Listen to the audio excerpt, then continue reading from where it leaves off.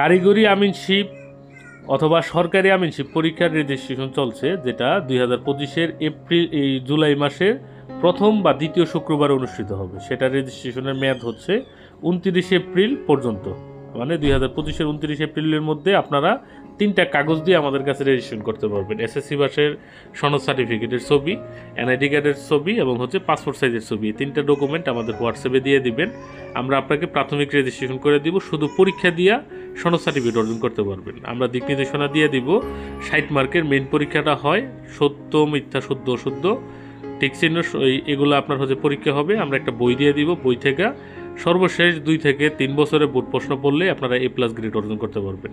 তা আপনাদের জন্য বিশাল একটা সুযোগ। শুধুমাত্র পরীক্ষা দিয়ে কি করতে পারবেন? সনদ সার্টিফিকেট অর্জন করতে পারবেন। যারা মাঠ পর্যায়ে আমিনের কাজ করেন তাদের জন্য একটা বিশাল একটা সুযোগ। আপনারা একটা কারিগরি শিক্ষা বোর্ড থেকে একটা সনদ সার্টিফিকেট পাবেন এবং একটা রেজিস্ট্রেশন কার্ড পাবেন। এটা দিয়ে আপনারা মাঠ পর্যায়ে সুনামের সহিত আপনাদের নিজেদের নামের সাথে এই সনদ সার্টিফিকেট নম্বর ব্যবহার করে কাজ করতে পারবেন। তো আপনারা যদি পরীক্ষা দিতে চান আমাদের হোয়াটসঅ্যাপে যোগাযোগ করবেন।